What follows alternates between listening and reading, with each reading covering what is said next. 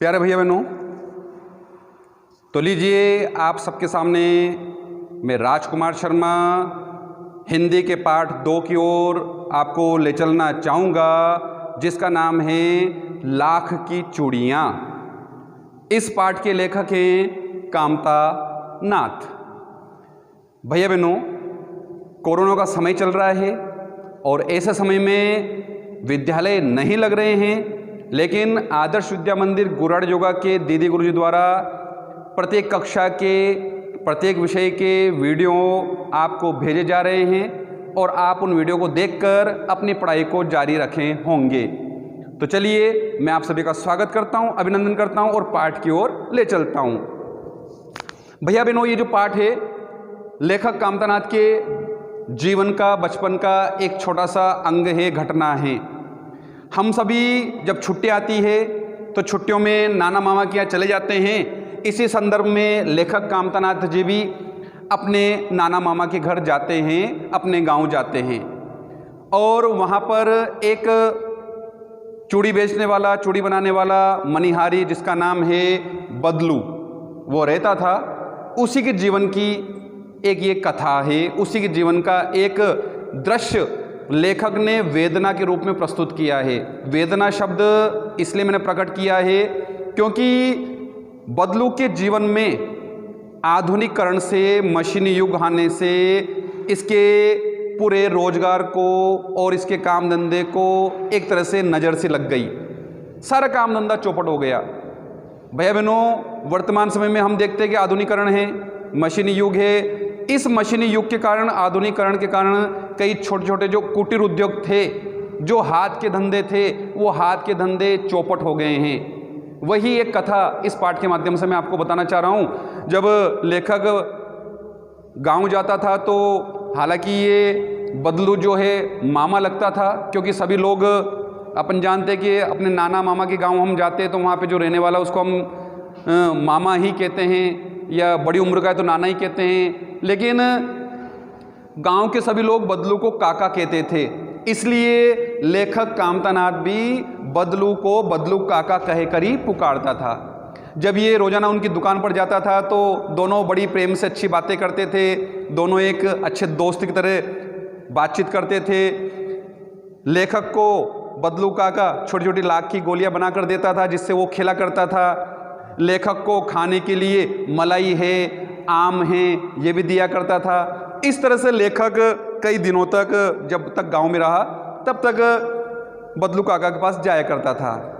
और उस समय जो बदलू काका की जो लाख की चूड़ियां हैं, पूरे गांव के लोग, महिलाएं पसंद करते थे। आसपास के क्षेत्रों में बड़ा नाम जाना जाता था लाख की चूड़ियों का कि बदलू काका बहुत अच्छी चूड़ियाँ बनाते हैं। चाहे तीज त्यौहार हो, बाढ़ त्यौहार हो, शादी ब्याह हो, उत्सव समारोह हो, महिलाएं बदलू काका की आती थी और लाख की चूड़ियाँ ले जाती थी।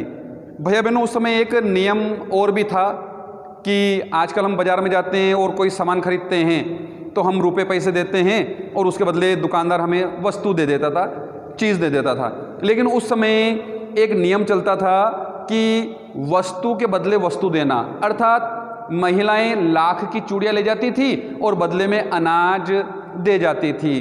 उसे हम कहते हैं वस्तु विनिमय, अर्थात वस्तु के बदले वस्तु देना, ये कहलाता है वस्तु विनिमय। उस समय यही काम चलता था। तो महिलाएं आती थी और चूड़ियाँ ले जाती थी अपनी पसंद से और उसके बदले में कुछ अनाज है या कोई अन्य वस्तु दे जाती थी। काफ़ी समय तक तो काम धंधा अच्छा चला, लेकिन उसके बाद लेखक भी वहाँ से चला जाता है और अपने घर छुट्टियाँ ख़त्म होने के बाद चला जाता है। 8-10 साल बाद लेखक वापस उसी गांव में आता है तो जहाँ बदलू काका की दुकान लगती थी वहाँ पर दुकान भी नहीं है, बदलू काका भी दिखाई दे रहे हैं। तलाश करने पर पता लगता है कि बदलू काका की दुकान अब बंद हो गई है। लेखक बदलू काका के पास जाता है तो देखता है बदलू काका बहुत कमज़ोर से हो गए हैं, ऐसा लग रहा है कोई बीमार से हो रहे हैं। उनका जो काम था, दुकान थी, वो बंद हो चुकी थी। जब लेखक ने पूछा कि काका आप दुबले पतले कैसे हो गए, आप बीमार जैसे कैसे हो गए, आपकी अवस्था ऐसे कैसे हो गई, तो फिर उन्होंने अपनी वेदना को प्रकट किया कि बेटा मशीन युग आने के कारण से लोग मशीनों से बनी कांच की चूड़ियाँ पसंद करने लग गए हैं। इससे मेरी जो लाख की चूड़ियाँ हैं ये कोई भी नहीं लेता है, और इस कारण से मेरी चूड़ियाँ बिकना बंद हो गई है और मेरा काम धंधा बंद हो गया है। इस मशीनी युग ने मुझे बेरोजगार कर दिया है। भैया बहनों, यही इस पाठ का एक सारांश है कि मशीनी युग से, आधुनिकरण से आज हमारे समाज के कई लोग बेरोजगार हो गए, उनका रोजगार छिन गया है। बदलू काका की तरह वो भी घर के होकर बैठ गए हैं, बेरोजगार होकर बैठ गए हैं। तो बदलू काका बताता है कि मेरी चूड़ियाँ कोई पसंद करता नहीं है, आजकल सब कांच की चूड़ियाँ पसंद करते हैं, सस्ती भी होती है, सुंदर भी होती है, इसलिए लोग उन्हें पसंद करते हैं। तो वही वेदना इस पाठ के माध्यम से लेखक कामतानाथ जी ने हमको बताने का प्रयास किया है और मैंने आपको ये समझाई है। भैया बहनों, आपने इस पाठ को आज समझ लिया है। आज घर पे इस पाठ को पुनः एक बार पढ़ेंगे और पढ़ने के बाद इस पाठ से छोटे छोटे से कम 15 प्रश्नोत्तर आपको बनाना है और बनाने के बाद आपको मेरे व्हाट्सएप नंबर पर भेजना है। 1-2 दिन में मैं आपको इस पाठ के प्रश्नोत्तर भेजूंगा, आपको वो प्रश्नोत्तर अपनी हिंदी की कापी में करना रहेगा। भैया बहनों, ये पाठ आपके सामने पूरा हो गया है। जब तक विद्यालय नहीं लगता है, इसी प्रकार ऑनलाइन क्लासें आपकी चलेगी और हम आपकी सेवा करते रहेंगे।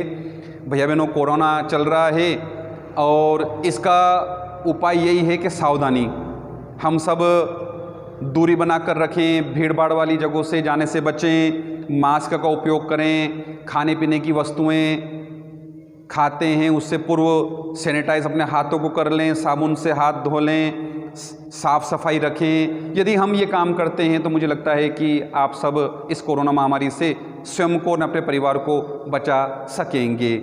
आप सभी को धन्यवाद, आपने इस पाठ को समझा, सुना। पुनः मैं आपको अगले पाठ की ओर आगे ले चलूँगा। आज के लिए इतना ही काफ़ी है। आप सभी को बहुत बहुत धन्यवाद। जय हिंद, जय भारत।